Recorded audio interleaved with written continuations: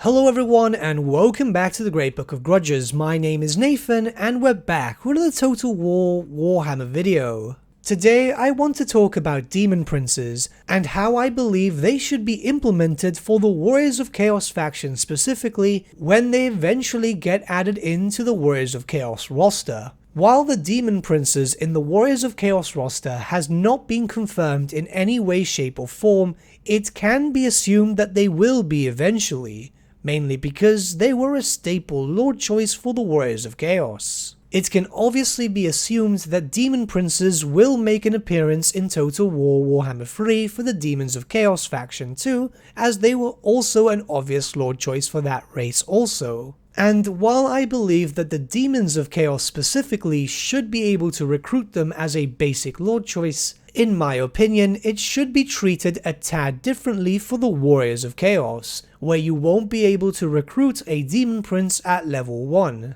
You see, it is considered a great honor to be given blessings by your patron deity, mutations and so on. However, in Warhammer Fantasy lore, and just Warhammer lore in general, it is considered to be even more so for Warriors of Chaos to earn the ultimate blessing from their patron deity, where they are finally stripped of their mortal shell and begin their ascension to demonhood. It's because of this I really don't think that it makes sense for Warriors of Chaos to be able to outright recruit Demon Princes. It kinda defeats the purpose of the long journey, the many struggles, battles and so on to be able to gain your god's favor. It's because of that I see it being implemented in a certain way. I am assuming that we'll have 5 different types of skins in regards to Demon Princes, one per different god, one for Slaanesh, Tzeentch, Khorne and Nurgle, and then finally a standard looking Demon Prince for Chaos Undivided. If this is indeed the case, then things could be turned into quite a fun aspect for the player. Say for example, a proper mark system is in place for your characters, more specifically your basic lord and heroes, not the legendary characters. Here you would be able to choose from one of 5 marks. Once again, each mark is either dedicated to one specific god, with one also being dedicated to Chaos Undivided.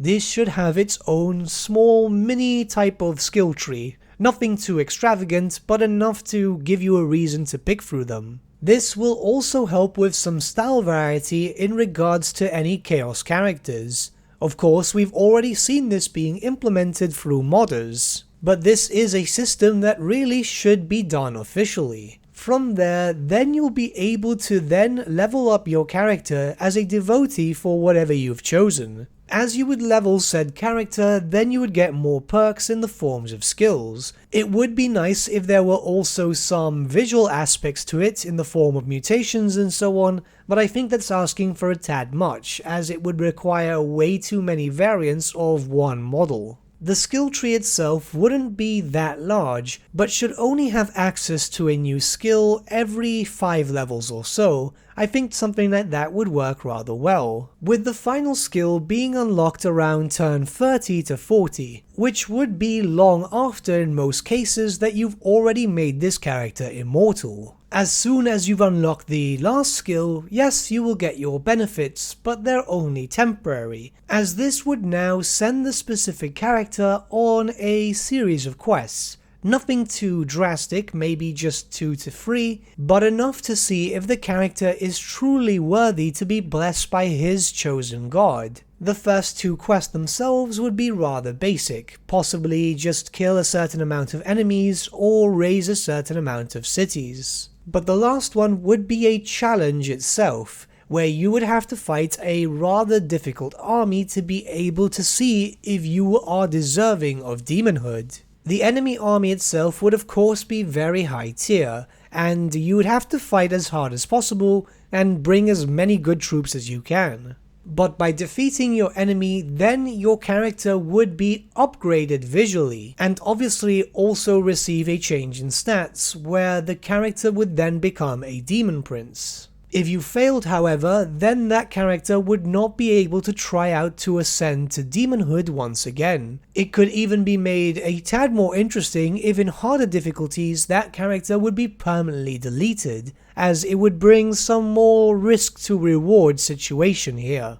I do realize that this brings a more RPG aspect to a sandbox series of games, however it is quite thematic and fits very well with the whole Total War Warhammer feel. The changing of models and so on is completely possible. Before making this video, I did ask some modders known in the Total War Warhammer community, and they confirmed that yes, the characters themselves, when they mount on horses, griffins and so on, the mounted variants all are treated as separate models, hence the different stats and so on, so it's more than possible to be able to do this. Like I said before, it makes sense thematically to have some sort of a system like this, especially if Demon Princes do get implemented, which can be assumed that they will, they would most likely have rather impressive stats, and it doesn't really make sense to have them as a generic lord for the Warriors of Chaos. Or else, more than anything, people would just be recruiting Demon Princes, as they would do exactly the same thing as basic Chaos Lords or Chaos Sorcerers,